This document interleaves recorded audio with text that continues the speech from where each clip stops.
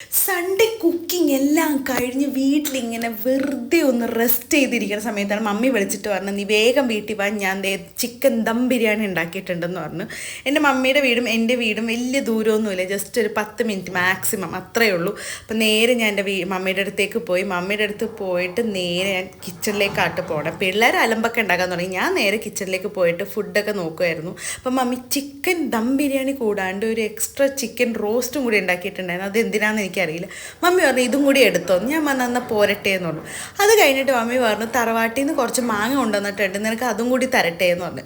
ഞാൻ പറഞ്ഞു പോരട്ടെ, എനിക്ക് സന്തോഷമേ ഉള്ളൂ, എനിക്ക് വിഷമമൊന്നുമില്ല. അപ്പം മമ്മി അതിൽ നിന്ന് 2 മാങ്ങയും കൂടി തന്നു. വലിയ പുളിയുള്ള മാങ്ങയല്ല കേട്ടോ, അത് നമ്മൾ ഈ അങ്കമാലി മാങ്ങക്കറിയൊക്കെ ഉണ്ടാക്കാൻ പറ്റുന്ന ടൈപ്പ് മാങ്ങയാണ്.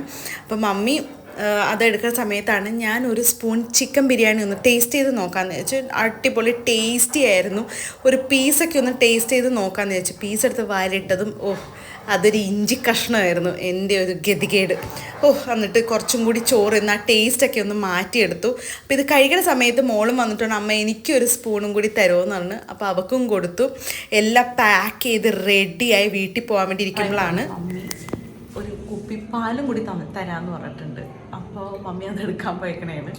മമ്മി അപ്പോഴത്തേക്കും ഒരു കുപ്പി പാലൊക്കെ ആയിട്ട് വരുവാണ്. ഞാൻ മമ്മിനോനെ വിഷമിപ്പിക്കാറില്ല. മമ്മി എന്ത് ചോദിച്ചാലും ഞാൻ അങ്ങനെ 2 കൈ സ്വീകരിച്ച് മേടിക്കും.